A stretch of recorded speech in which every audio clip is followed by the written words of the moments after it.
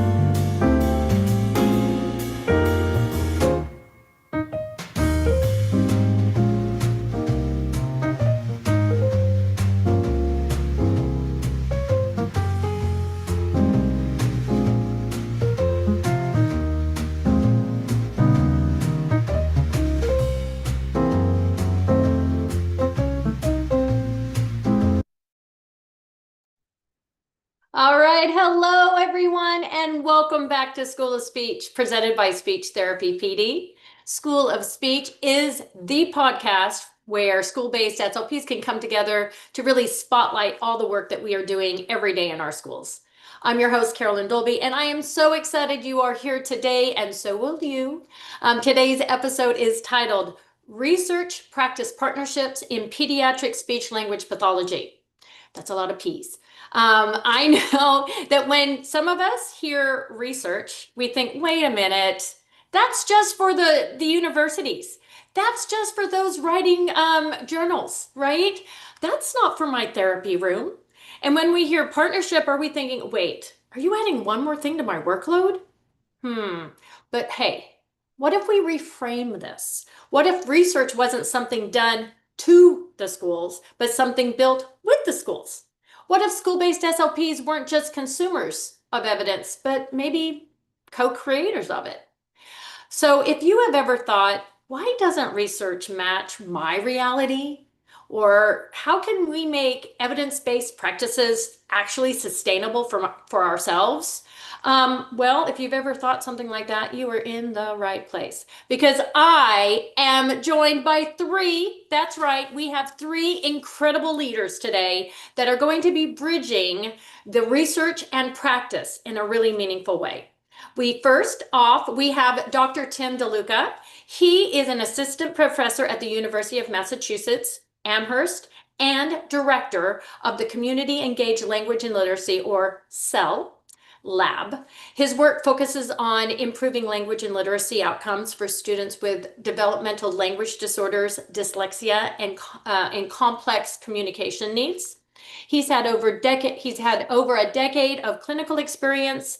Tim is really deeply committed to the implementation of science and building authentic partnerships between researchers and school-based clinicians. Ding, ding, ding, ding, why we're here. Tim is also, let me just say, y'all, he is a returning guest. And if you haven't had a chance to watch his episode on DLD and dyslexia, I'm sorry for you, because you are going to want to go back after this. And I really do encourage you to go check it out, because he's amazing. But today he is also joined by Dr. Nerissa Hall, a fellow SLP. She is also an AAC specialist and the co-director of the Speech, Language, and Literacy Center with Tate Behavioral. She works across disciplines with a strong focus on sustainable implementation of evidence-based practices. That's what we're here for. Nerissa is also widely known for translating research into practical, real-world school applications. Ding, ding, ding. Listen to that, people. And then, last but never least, Julia Serra, also speech language pathologist extraordinaire, and also a supervising clinician at Tate Learning Center. She collaborates closely with interdisciplinary teams to support students with complex communication, learning, and behavior needs. Julia brings a grounded, clinician-informed perspective on what it truly takes to apply research with fidelity, with flexibility in school settings. Welcome, Tim, Nerissa, and Julia. Thanks for being here today. All right, y'all, before we jump in, I do want to remind all of our listeners that School of Speech is offered for ASHA CEUs, 0.1 ASHA CEUs, through your SpeechTherapyPD account, because you know what? Learning should count. So if you are listening with us live, well, first of all, thank you. And if your state requires live CEUs, make sure that you complete all the modules on your speech therapy account, including the one that complete course. I don't know why I always have to say that, but I feel like I need to. And so if you're live also, I already peeked to see who was with us today. We do have some returning listeners, and we have some new ones. So if you are listening live, please jump in the chat, tell us where you're at, say hello. I always love to see where you guys are at. Now we do have, so jump in the chat. While you're doing that, I'm going to settle down, because I'm going to have to do some more housekeeping. I got so excited. I think I've been talking a mile a minute. I'm sorry. I'm going to take a breath. I'm going to slow it down, because we are in for a treat today. All right, let's do disclosures. Cypress. Oh, Cypress, California. I saw Cypress and I was like, I'm from Cypress, Texas. Anyway, sorry about that. Sorry, Amber. I thought we were neighbors. It's okay. All right. I am a salaried employee at Portland Public Schools here in Oregon. I am the co-founder of A Place to Start Therapy, and I also receive compensation from Speech Therapy PD for hosting School of Speech. I'm also a member of ASHA, and I volunteer for Feeding Matters. Tim is salaried at the University of Massachusetts Amherst. Nerissa and Julia are both salaried employees of Tate Behavioral.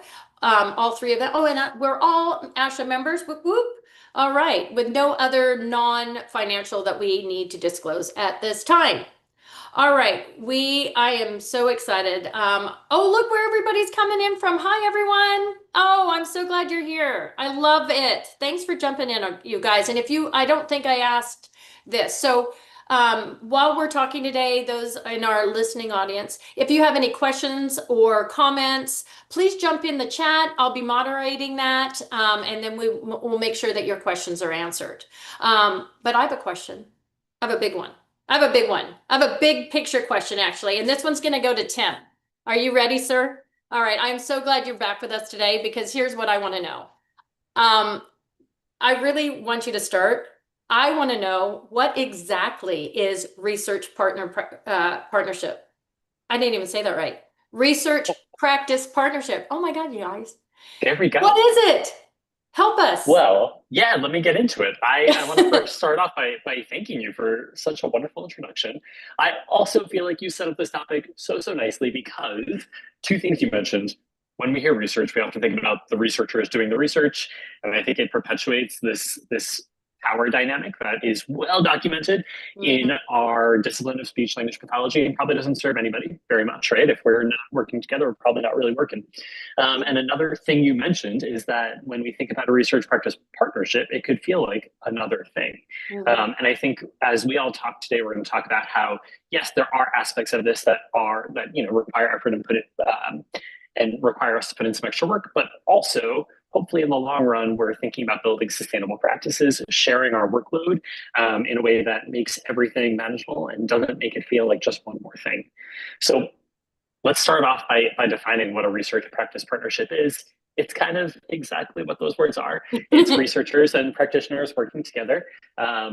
There is a lot of research about research practice partnerships, actually, especially in the field of education. So a lot of us here are school-based SLPs, so we're thinking a lot about that school-based practice. There's a lot of research practice partnership research all in speech language pathology, in math, science, social studies, all these different topics, behavior support, social emotional learning, things like that. A lot of that work is being produced. I think SLPs are getting into this more and more in a more formal way. And I think it's something that maybe the SLP discipline's been doing for a long time, but now we're really defining it. We're getting stronger with our methodology, getting stronger with how we're disseminating and talking about these ideas, and trying to make sure that we're really leading into building true partnerships. So research practice partnership, it's a long-term collaboration between practitioners and research. And the goal is that we're investigating problems of practice, meaning that we're addressing things that in real life are happening, that are challenges for school-based SLPs. And we know a lot of times as a school-based SLP, we have plenty to do. So thinking about how to disseminate some of the good work you're doing, thinking about how to step back and address a problem in a new way can feel a little bit overwhelming. So one of the nice pieces of a research practice partnership is that there's somebody else there who maybe has different resources, a different lens to look through things. And also, as a researcher, benefits a lot from understanding what the realities of school-based practice are. If I'm doing research that has no grounding in reality, that research probably doesn't matter all that much. I think we mentioned this word a few times now between the two of us, this word sustainable. When we are working together, we want to make sure that we're not just popping in as a researcher, especially I'm not just popping in and saying, hey, can I collect data here? And then getting on out. That would not be a partnership at all. That would be me coming in to collect data. So this is something where we're really trying to build an authentic relationship where I'm not just coming into my own research agenda. but rather we're thinking collectively, the school team and the researcher, to think about, okay, we both have things we need to get out of this. As a researcher, I need publications, I need to be applying for grants. School-based SLPs, you need to be meeting the demands of your workload, your caseload, and there are probably different clinical problems you have to address. If we take those two things together, can we build some sort of shared goal? And if we can, that probably means that we're on our way to building that really authentic relationship with that shared goal. I think that's my big overview for now. Yeah. Okay. I have so many questions. I really do. So, I mean, first of all, because I want to know how this all begins. So I'm thinking, since you have Julia and Nerissa here, maybe rather than just giving me a general answer, what if you guys talk about how you began your partnership, and that might answer my question. So kind of like, what's your meet cute, guys? How'd this happen? Did it all start with an email? Just one simple email? I think it did. It was just one simple email, but it was pretty loaded because I, having gone to UMass, I listened to Tim do a fantastic podcast, and he talked about literacy and AAC, and that's a real passion of ours and something that we're exploring. And at the end, he said something about, I really do want to collaborate with local schools and districts, so just reach out to me. And I was like, let's see, is he actually going to do it? So it was very much, I told Julie, I'm like, what do you think the chances are that he's actually going to write back? And it was probably within about 24 hours. And then it was within a week, I would say, that we found a time, and Tim came and he said, let's just get together first. We didn't have to have a clear idea or plan. I think we already knew that we were in the same interest areas. And I think one of the things that I heard both of you say a number of times was around the partnership and what that meant.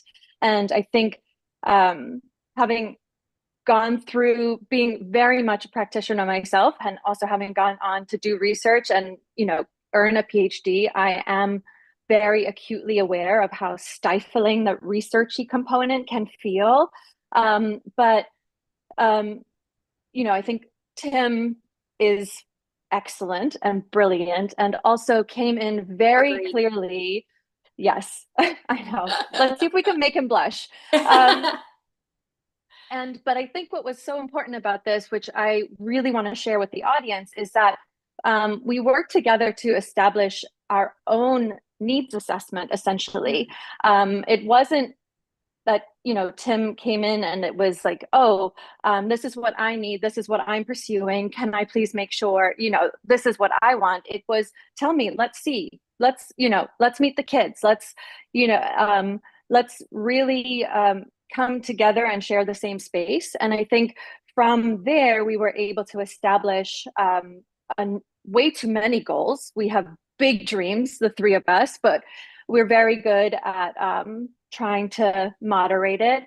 And so we were able to identify a few really tangible starting points, which makes it very applicable for us as providing practitioners. So just a little bit of background briefly, although we're working in a private day school, we are working with learners with really complex communication behavior needs. Almost everyone has a diagnosis of autism. And I would say about 95% of our population is working or using augmentative and alternative communication. And we're really trying to drive literacy. And so we have a really complicated demographic and a really complicated topic, teaching kids who aren't communicating in traditional ways to read and to demonstrate that understanding is really challenging. And so we were really motivated ourselves to get that input, another set of eyes, access to a wider resources, and Tim is very hands-on. So we get to see him or members of his team weekly, which I think is another part. It's not just swooping in and then swooping out and sharing information. It is very shared and real. And then I think a lot of, yeah, I mean, I want Julia also to add into there, but just a little funny fact. We kind of did our own Who Wants to Be a Millionaire, and I got to phone a friend, and I, messaged him. I was like, I need to phone a friend. And he was like, give me an hour. And, we're able to say little things like, how do I help represent symbols? And for someone who can't break down, different, I'm sorry, not symbols, syllables in words, and how do we represent this? And Tim was able to say, well, this is the research, but let's think about this learner. And he knew the learner, and so therefore was able to help us be really tailor the support uniquely. Julia, what did I miss? I just wanted to jump in for 1 second, because what I'm hearing, because I have been a school-based clinician forever, and what I'm loving is it's not, Tim, you coming in, telling somebody what to do and then leaving. Who out there likes that? No one wants to be told what to do and then they leave when they don't know seriously the situation.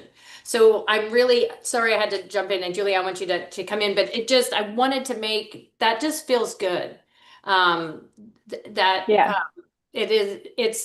You're painting the picture of partnership, which I love, versus you're not using the word consult. Like, he's not just a consult, even though he's a phone a friend, like that, you've got that relationship. Okay, I just wanted to jump in for that.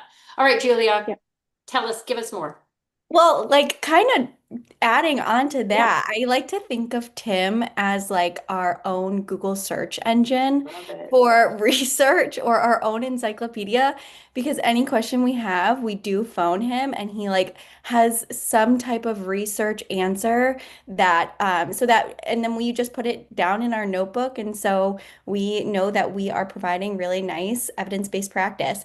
I think as school-based SLPs, we have a lot of pressure to go in and do our jobs really well. And with that, it's trying to keep up with the continued learning of evidence-based practice in the implementation science. And because our days are really beefy and we see really intense kids, we can't really, it's not really feasible all the time.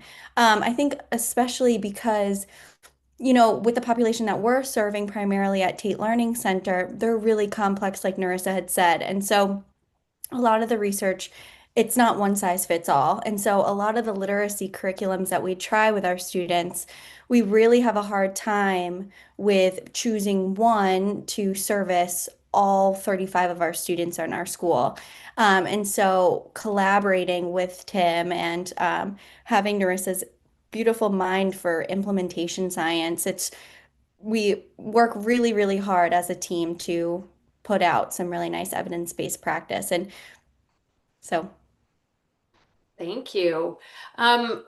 So I know that you're a small day school, private, and I know that we've got school-based, private, and public. The gamut runs the gamut. Why, I guess my cheeky question is, why should school-based SLPs care about school-based or about research practice partnerships? Do you want me to start with that one from a research perspective, and then you both jump in as no, because you obviously why you want it. I think as practitioners, and both Julia and I also consult outside of our school. So we are working a lot with school-based SLPs in our community, in a consultant model where we come in and we're the expert, and which in our practice in particular, we really, really try to promote more of a collaborative approach, because we're all the experts coming in with different vantage points. But I think to what Julia was saying is our field is changing rapidly. We're learning at a really rapid rate. The complexity of student profiles that are entering our schools. I mean, we are obviously coming from an AAC vantage point, which is, a niche within our field, but that not so long ago was low incidence, and now it's, when I was doing my dissertation, so few people either had to have training in AAC or they could get away with not having AAC on their caseload, but that's not the case anymore because the profiles of the learners are really much more diverse and dynamic. And so I think, as Julia said, it is hard to keep up. And then also to not become too stuck in what, making sure that we are getting those different perspectives, that different input. And I think when you get a really good researcher like Tim, who can be that really dynamic encyclopedia, who's also a clinician, and so therefore what he advises or brainstorms for one student is not the same for another, because you've got a clinician who is, coming in at the same, like, he's not promoting a product, he's not promoting one type of intervention or approach. And therefore, we really do have this opportunity to get really tailored evidence-based practice, which I think is much easier getting it from Tim or like that kind of dynamic than trying to find the right course or necessarily the right article. And then if I read that one, I've got to make sure I read the other ones. And he's already done that. So that's my response, but I don't know what else people want to add. Just to add to that too, I think families are really passionate about the quality of their child's interventions. And so to help them have kind of like that understanding of like, okay, I can trust the clinician is, doing their due diligence and keeping up with the research and staying on top of, the needs of my child, that might help them feel a little bit better. I like that. I like always pulling in the family. I like that. Thank you, Julia.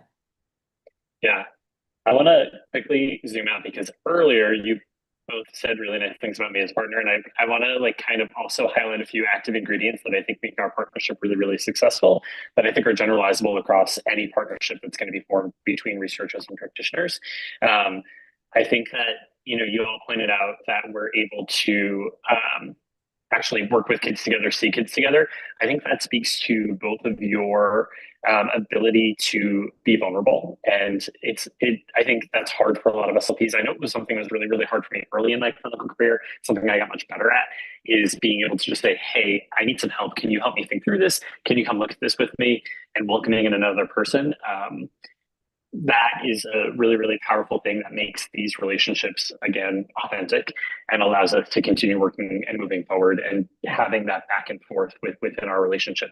So I think that's just such an important thing to point out, that there's vulnerability there. And then there's also that welcoming aspect that you both have about you, in that, I'm welcome in your spaces, which thank you for giving me space.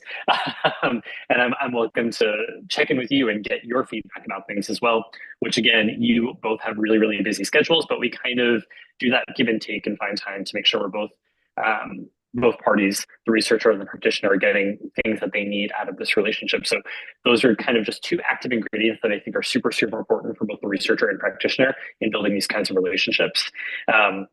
And both of you kind of spoke to this as well, is that you both work in populations that are, I guess, oftentimes cited as low incidence populations, and therefore research in these populations is super heterogeneous. There's a lot of different kids in case studies, and it's really, really hard to apply that to our clinical practice. The other part that's hard about that is that a lot of the research that exists in our discipline is not implementation research. It's done in a lab setting. It's in a more controlled environment.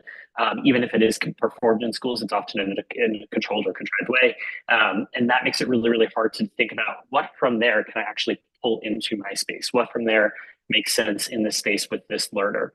So being able to discuss that together, you as the experts in the learners, you as the experts in doing, and me and having the ability to take time with the methodology of that study to understand it, I think benefits both of us as far as our collaborations and the research we build together, but also benefits our learners every day because we're able to kind of more directly create impact, hopefully, for the students we're working with.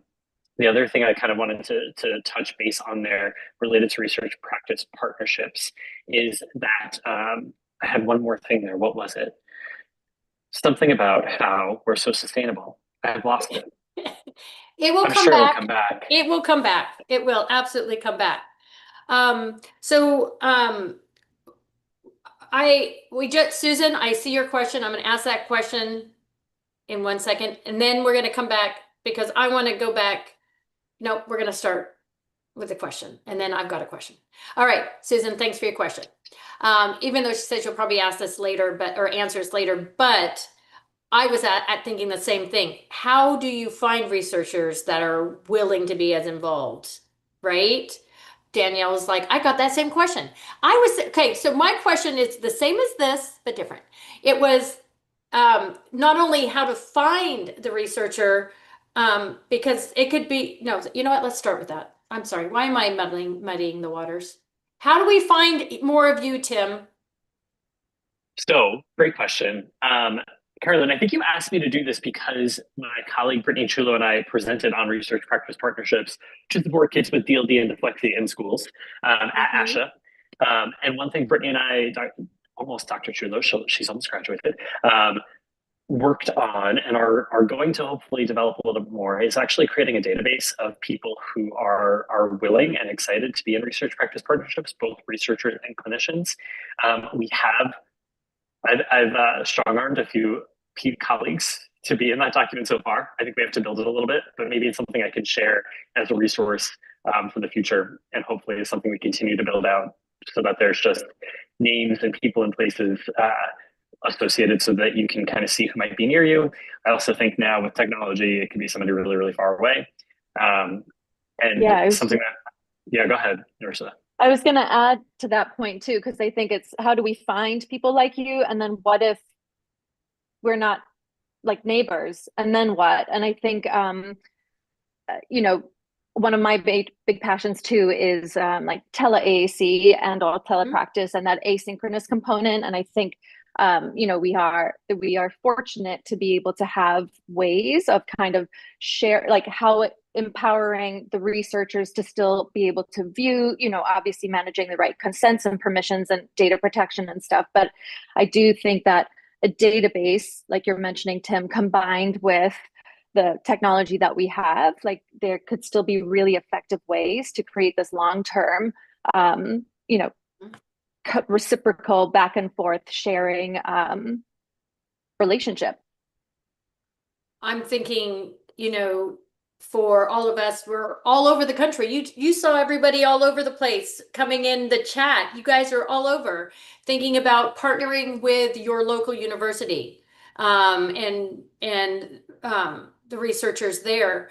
But I guess when you start, so that would be a way. But I want to that Tim said, and tell me if I'm lying, you said that you are working on a database of researchers that are interested in creating research partnerships. Is that correct? That is correct. We have a document somewhere. It definitely needs to be updated, but we have a document somewhere. And also clinicians. I think it's important too. Clinicians can be in there. So if there are researchers who want to do this kind of work, they could be reaching out and initiating the conversation with clinicians. One of the things that Brittany and I talked about in our presentation when we were brainstorming with people who we know are engaged in these kinds of successful relationships, we thought about how these relationships are initiated. And oftentimes it's a pretty simple Google search of, hey, am I, like you said, my closest university or college who's doing this kind of work? Can I send them a quick email to try to connect and see if they're interested in talking about this more? Or can I just see who's publishing the most in this area or doing podcasts in this area? Who have I heard about doing this work? And can I just send them a quick email to reach out? They might be willing to engage with you from afar. And they also probably have colleagues closer to you that they also might be able to connect you with. So those were two of the things that Brittany and I were thinking about as well when we were thinking about specific ways we can initiate these types of partnerships in the future. Also, I'm sorry, just to add to that, and we might get to this much later, but for those who are viewing and you might reach out to researchers around your area, if you don't find success in that, maybe another search would be like community of practices around your area. And so that would help with finding researchers that are, establishing community of practices that might be, remote. And so you don't have to be neighbors, but you can connect virtually. Yeah, I love that because it's true. It is a small world now. And we are doing so many things virtually like we are now, which is amazing. So I think that does open up the world. But what I also heard is that, Tim, you might be interested in getting maybe some clinicians that would be interested in different areas of study. So those that are listening, if you are interested, Tim, would you be interested in getting information from the clinicians listening? Yeah, the goal for Brittany and I was to have this document with different subclinical areas. So feeding, voice, swallowing, AAC, all the different kinds of things we might be doing, and just having different sections within the document where people could leave their information, leave an idea of what they're interested in pursuing, whether it be a clinician or a researcher, and then see other people on that list who might be a good connection. And great question. Will the database be available on my lab's website? It should be. That should be there. So hopefully in the future, it will be there. All right, so that's where it will be because we're still working on it. Okay. Thank you, Cece, because I was going to bring us back. Let Cece bring us back because she's asking, will we discuss how the process can look from start to finish? Yes. Including an example of a topic you researched and how the partnership looked. For example, who did what, the time involved. Cece, you need to be doing me right now, doing my job. Sorry, that sounded weird, what came out of my mouth. Yeah, sorry about that. Yeah, so let's answer this. Let's start at the very beginning. How to get started, what did it look like, and who did what? So we have kind of 3 different projects that we're working on together. One is to support word reading for students who use AAC. Another is thinking more holistically around just building opportunities for initial emerging communicators to engage in language and literacy. And then the third, like Julia just mentioned, is building a community of practice out here in Western Massachusetts. And maybe we could talk through what the word reading study looks like and kind of what that has been. So previous work I've done with a huge team. This is work that Janice Light's done for a long time, and her team in AAC is building software that supports word reading for children who use AAC. And the work so far has looked at researchers coming in and implementing this practice with students in schools. Right now, we're studying together is using this same AAC feature that models how to decode words for AAC users. We're actually now having practitioners in the school actually implement using the app to see if the positive results that happened when researchers implemented the app could be replicated when people who work every day in schools are implementing the app. So what that looks like is me doing a lot of behind the scenes, getting a bunch of materials ready. And then Julia and Nerissa are really my partners in getting implementation up and running. And that's something that we're kind of in the thick of right now is we have a lot of participants in the school, both staff and students.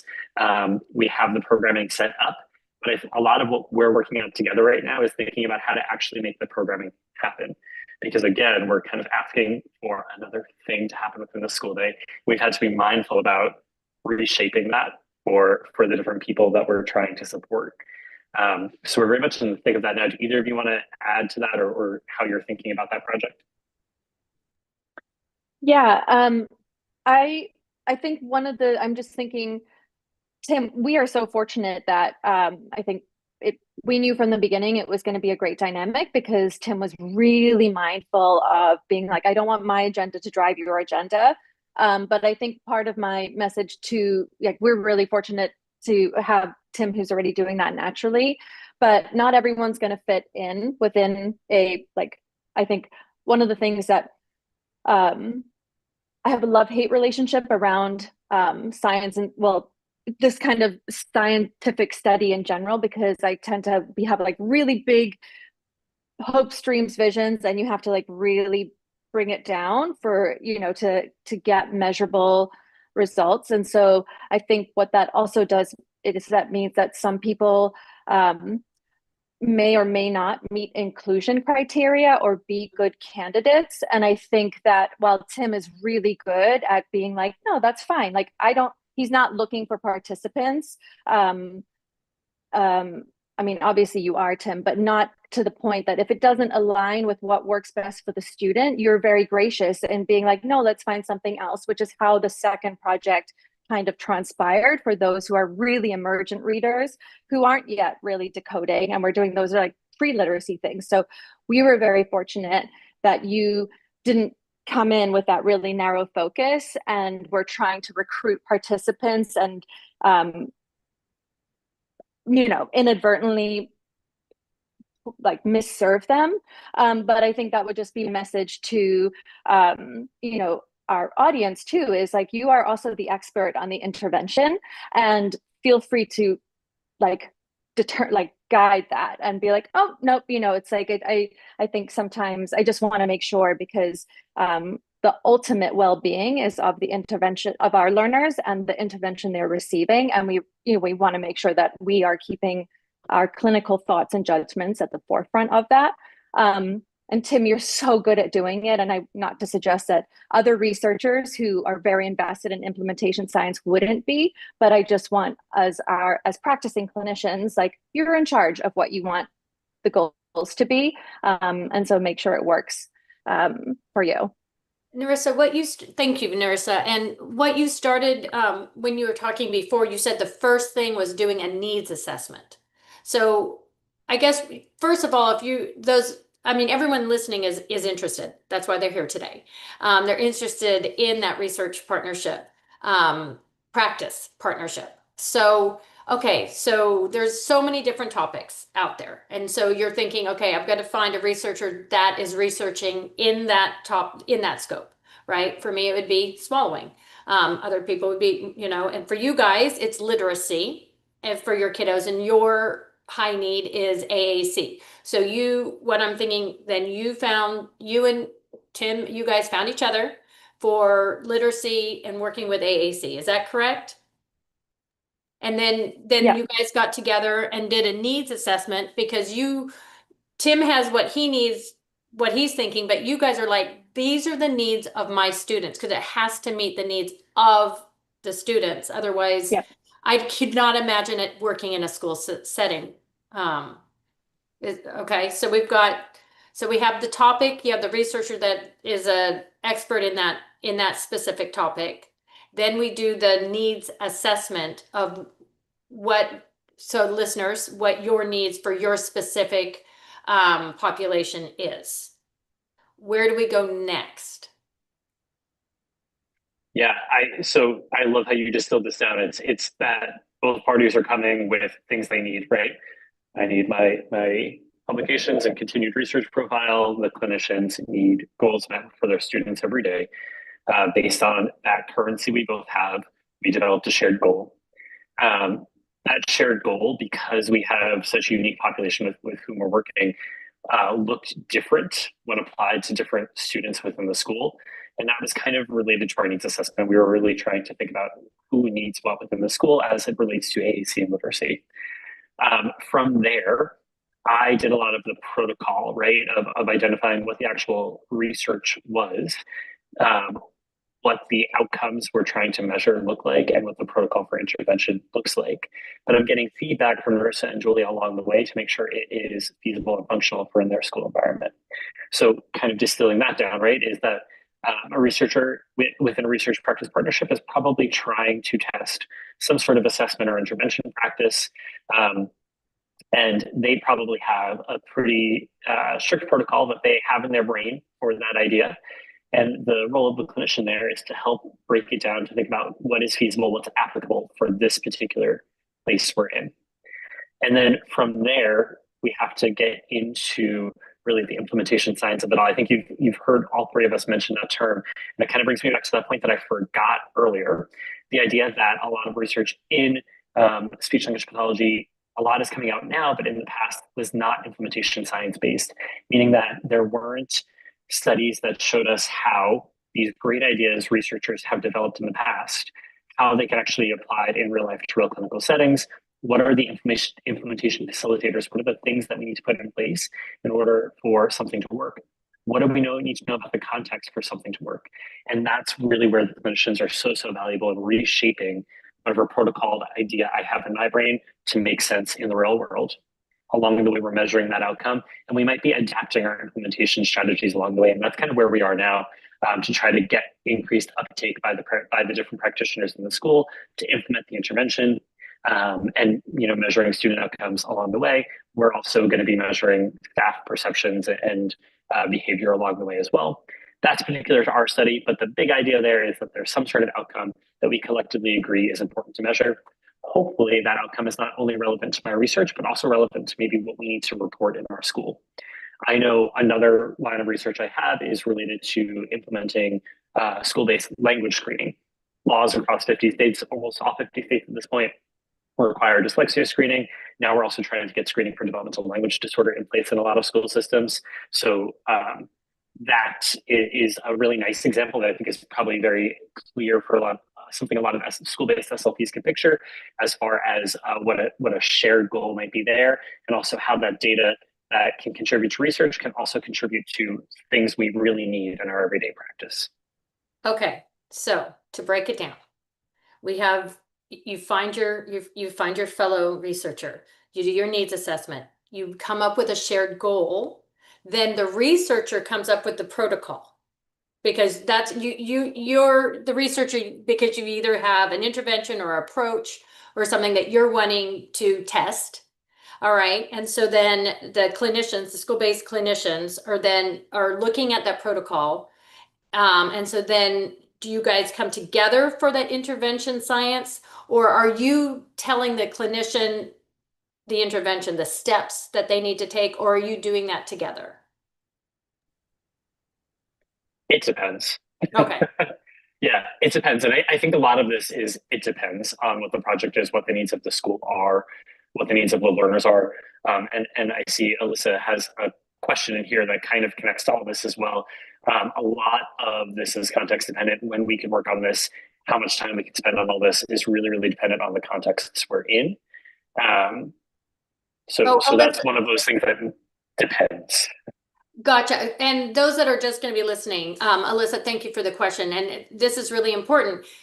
She was wanting to know, does most of the collaboration happen during the school day or after hours? Are there grants you're accessing, and who's funding this collaboration? Oh, that's some really good questions there. And I know that a lot of it's going to be it depends. It depends on your school, depends on what the topic is, what your research scope is. But what worked for you guys? Yeah, I mean, in our instance, I think, and I'm not too sure, my immediate assumption is that we shouldn't be, as the school-based practitioners, funding much of anything, really. Thank you okay, for that answer. got it. That's what I wanted to hear. Yeah, okay, and I see a thumbs up from Tim. So, it's not meant to add anything more to our plate. It's meant to enrich it. And so we, on our end, we got, commitment from us as clinicians that we would be able to meet. And it wasn't even scheduled. It was just that we intend to do this, because one of the things that comes up is that and I think one of the challenges around these are the logistics around scheduling and the demands, like you've got IEP meetings and you've got things like that, and students are out. And so, it really is just more of like a memorandum of understanding of sorts, that this is what we intend to do. And then, then Tim has helped secure any of the apps. There's been no pressure on us to purchase anything extra. And so it really is an added benefit, and it should be. This shouldn't be taxing the practicing clinician at all. It should be enriching, and so it's not. That's really very much the university, and Tim has access to funding and things like that we don't have. I hope that answered that question. It did, and it made me very happy because what I'm hearing is you're saying that the researcher is value add without adding a value to us. I mean, man, that was really cool in my head and it didn't come out right. Without a cost value to us is what I meant to say. And that is what we wanted to hear. Because if you're saying, Tim, you're bringing in everything, it's not a cost to us because schools, our budgets are tight. And that is not feasible or sustainable to expect a clinician that is a school-based clinician to be funding this or finding the funding source. Ain't got time for that, sorry. But what I do have time is to collaborate with you bringing in the value, and then we're adding to it because we're adding the implementation science. I love that. I want to add in a great quote from Dr. Nicole Patenteri, who's a special education researcher in Florida, and she does incredible partnership work with a lot of school districts in her area. And one thing she says is funding is necessary to sustain, but not to begin. If you're doing it just because you got a grant, you're not building an authentic partnership. The funding matters, but you want to be there for the long run. And I think that's a commitment that, as a clinician, when you're talking to researchers, needs to be really clear upfront that, we're not here to just collect data from you. We're here to be partners. And this is, I think that funding is a huge barrier to this kind of work, which is why not a lot of it gets done. Also, the work ends up getting messy because, I think Nerissa and Julia are great about making time for me, but it's also not always easy for us all to make time for one another. It does take effort, and I think that effort pays off for us all in different ways.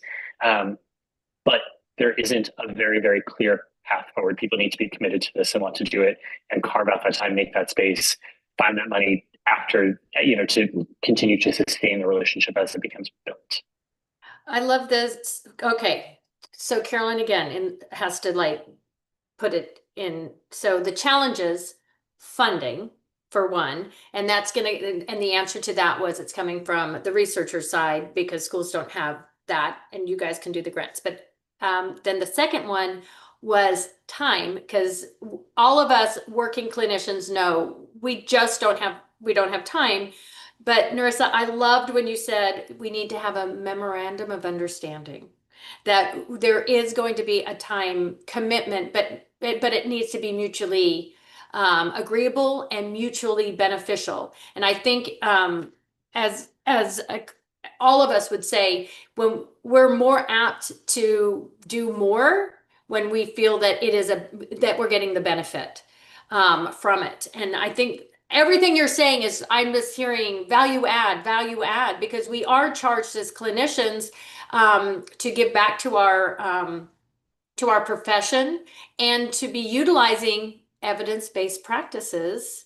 And that missing piece that I think we're all here for is, how does it relate to school-based clinicians? Because there's a lot of research going on about all sorts of stuff, but so I did the two challenges, really, funding and time. Those are the big ones, right? So I guess I'm trying to bring us to all the benefits now, to doing this, which is being a part of something big, being a part of that evidence-based practice discovery. Let's talk more about benefits. Go. I think of what we kind of started off by this podcast with is just talking about how, we all are really passionate about doing good work, and to do that, you do need to stay on top of the latest research, the latest evidence, and you don't want to stay stale in your ways. But we do see that it takes, and we all feel it too, it takes so much time and effort to stay on top of that job of ours that is a part of our job. And so the benefit of having this collaborative practice is that we're doing good on both sides. We're doing our job really good clinically, and then, we're giving back to research in the same way. A question that I have okay. So I know you have a high incident of AAC users, so you guys collaborated that way. Maybe this actually is to Tim. If I, being a clinician, and let's say I've got a new dealing with a group, a population that I might not have as much knowledge of. It could be, you know, maybe it's apraxia, or some. I'm just pulling something out. Just a topic that maybe might not be my specialty. Could I be a good partnership with a researcher if I don't have that as my specialty? Did I ask that question? Did that make sense? Yeah, I think your question makes sense. What I'm hearing from it is that, though, that it might not be a huge passion as far as what you want to get into within the discipline, and therefore maybe it's not actually going to make sense for you in the long run to get into a research practice partnership if maybe that's not the clinical population with whom you want to work. I think this makes the most sense when the population that you're going to study together represents a lot of your workload. Oh, no. Yeah, no, Yeah. I was saying, like, if it's I'm starting in a new district or a new school, and the population is different, and I'm wanting more support, and because this is now a population I'm going to be servicing, so I want to make sure that I'm servicing them well. Would I be a good partnership for a researcher to come? Would that help my practice and build my expertise? I'm going to give you an it depends. I think a lot of that comes back to the person. It comes back to the commitment you want to make at that point. I think it could be, but I also think, you know, engaging in just initial PDs could also be an important part there. Sure. I also want to appreciate something Julia just mentioned, though. Julia was talking a lot about how these collaborations help us reinforce that external evidence base, the research that gets published all the time. But I think the thing that the researcher really gets out of this, and I think relates back to what you're talking about too, Carolyn, is that the researcher also gets a much firmer reality of how their research can be applied, and a better understanding of what clinical practice looks like, because we know that internal evidence is also a huge part of evidence-based practice. And it's really, really valuable for me to be in spaces where I'm seeing people building their own internal evidence base, thinking about their clients' perspectives actively every day in every action they take. That really, really helps ground me in the work that I try to do. And then related to, if I'm a person who maybe is in a brand new clinical world, I'm maybe interested in getting deeper into it, getting into that research practice partnership. Something that the three of us have started together is building a community of practice out here for AAC practitioners. We know that so many SLPs across the country feel really, really siloed, especially in school-based practice, especially in places where there's just a lot of space between schools, right? So that's kind of another, not necessarily research practice partnership we're in, but a way in which we're sharing ideas and things like that. Do either of you want to speak to a little bit about what that looks like and why that is beneficial for all of us? Yeah, I did just want to loop back into what you were, I think, asking Carolyn about the, you know, like learning something new. I think I can relate to what you're saying. In our practice, we really, really specialize in language. And it wasn't really until we started a school that we were like, whoa, we've got to really get into more of those, because like we, you know, really helping the literacy and the going beyond what we were very comfortable with. And so, I mean, I can say, like, really confidently, like what I have learned as, you know, I don't often like to do this, but as like a PhD level SLP who's been doing this for way longer than my dyed hair will ever like admit, is I've learned so much from Tim in a really short period of time. And I think the fact that like this is, I think it's really beneficial for practicing clinicians, because I am getting tailored research delivered to me with my own personal questions. I don't even have to make that leap, having gone to a 3-day training and being like, okay, this doesn't really apply to my learner, but I think I can draw the parallels. I am like literally getting it right where I need it and repeatedly. And so I think that it really does benefit us clinically. And I think I've kind of lost, because I feel really passionate about that, so I may have lost a little bit of direction, but I also feel as a PhD level SLP, that as a body of practicing speech language pathologists, we should invite researchers into our offices and into our intervention rooms way as often as we can, because otherwise the science just isn't really relevant. It's not relevant. Like, we can't replicate those same things. It's just, the conditions are so different.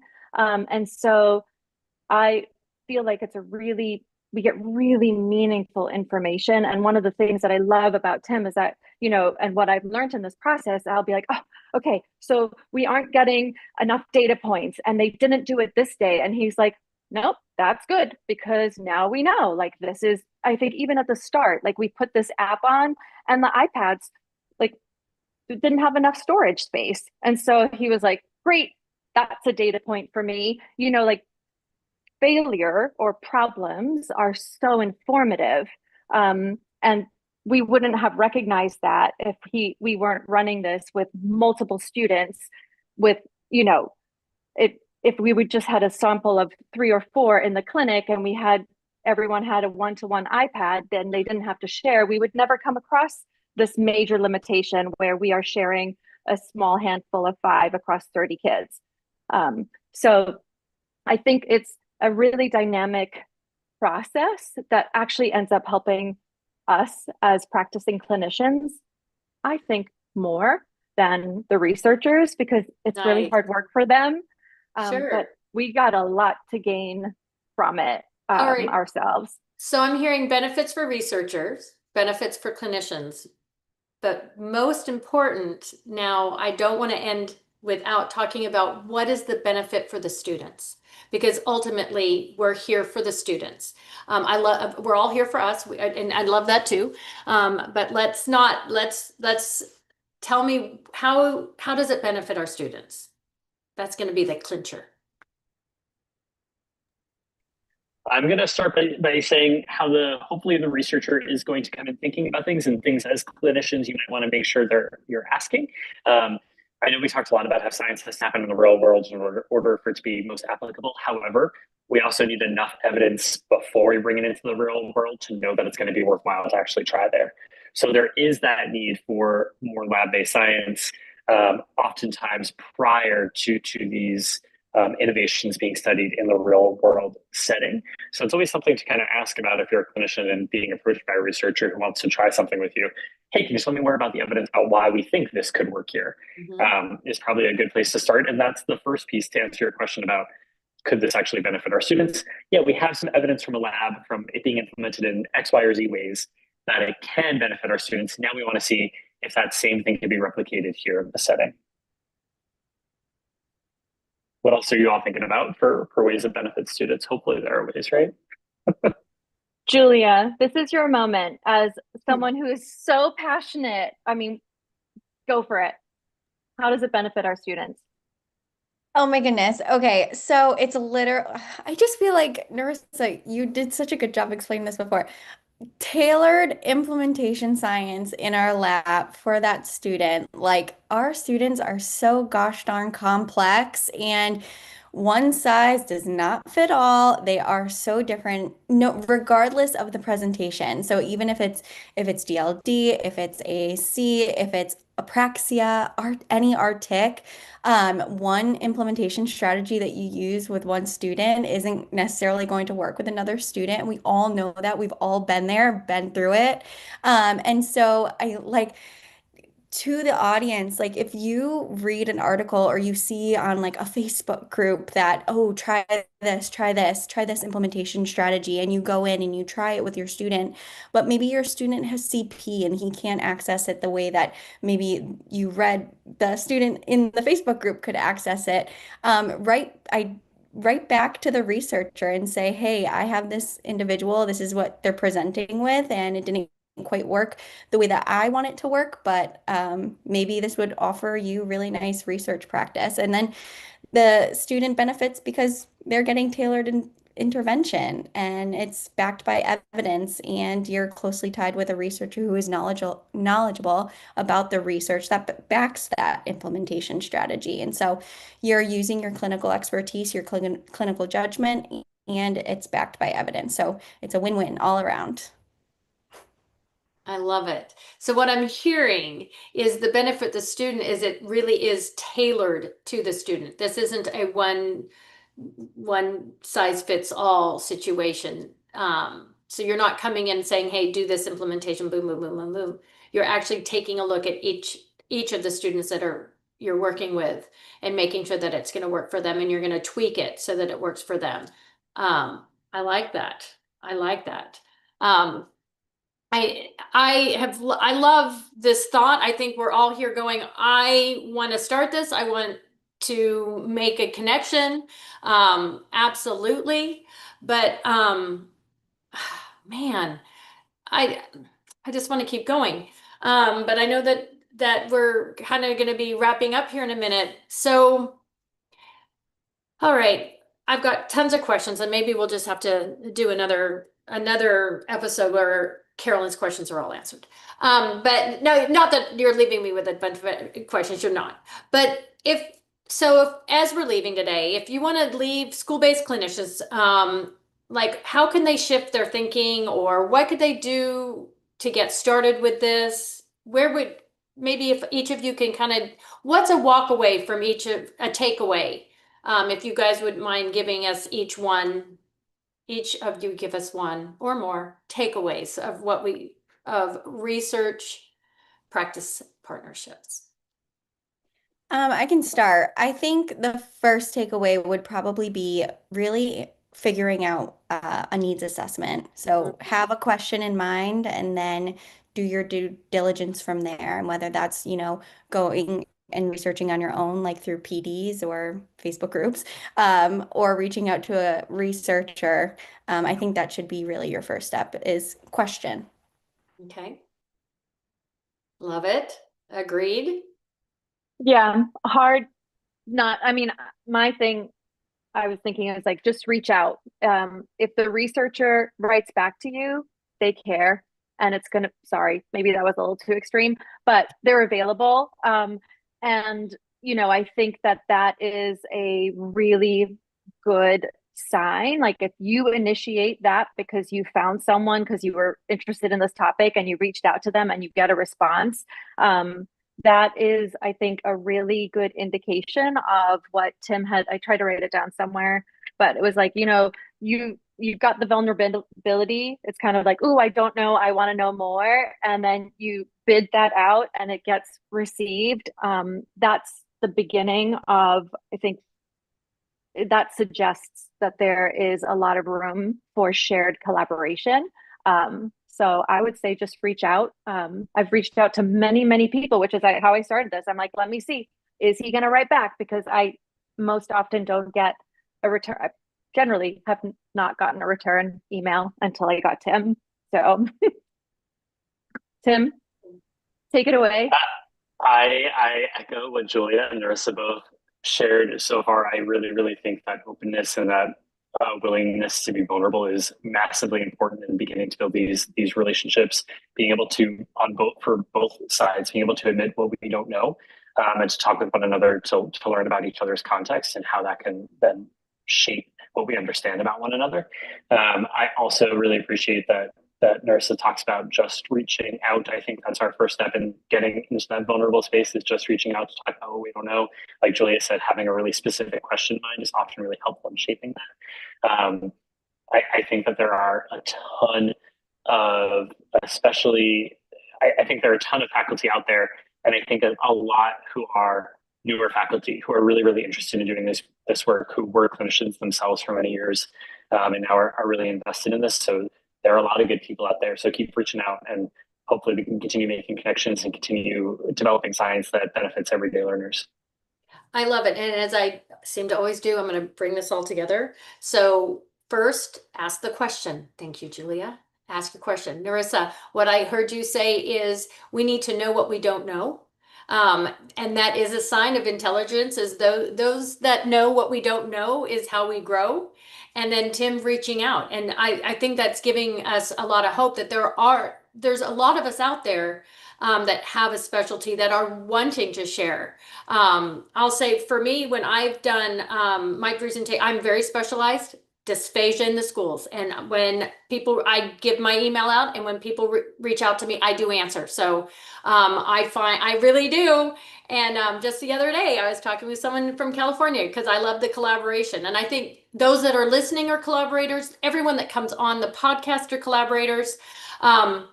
And if I don't stop, I'm going to keep us here forever. I'm going to have to make us dinner. So I am going to need, oh my gosh, I don't want to wrap it up. I really don't, but I'm going to have to. Tim, thank you so much for coming again. You're always such a treat. I love everything you do and everything you say. So it's been wonderful to get you back on. And I love that you introduced us to Nerissa and Julia. You guys, your passion for what you do is amazing. Thank you so much. And I want to thank the listeners. I mean, thank you for being here. Thank you for listening and wanting to do this work. And thanks for the work we are all doing every single day, because the work that we do really is complex. But the one thing I want to say that what I heard throughout this whole time is our work is evolving. And that is why we need to keep up with evidence-based, because it's not the same as it once was, right? And the only way that we can do this sustainably and strong is for us to do it together. So don't be siloed. Reach out is what we're saying, right? Reach out. All right. So all y'all, thank you so much. If you are listening and you've loved this episode, please leave a review. Share it with a colleague. That's what we get. Let's get the word out. Share it with a colleague. And don't forget, listeners, if you are listening live, don't forget that you can get your live CEUs. You have to get on your SpeechTherapyPD account to get that. I want to thank everybody. Until next time, keep learning boldly, keep questioning thoughtfully, and keep building relationships that our students deserve. Thank you so much. Bye, everyone.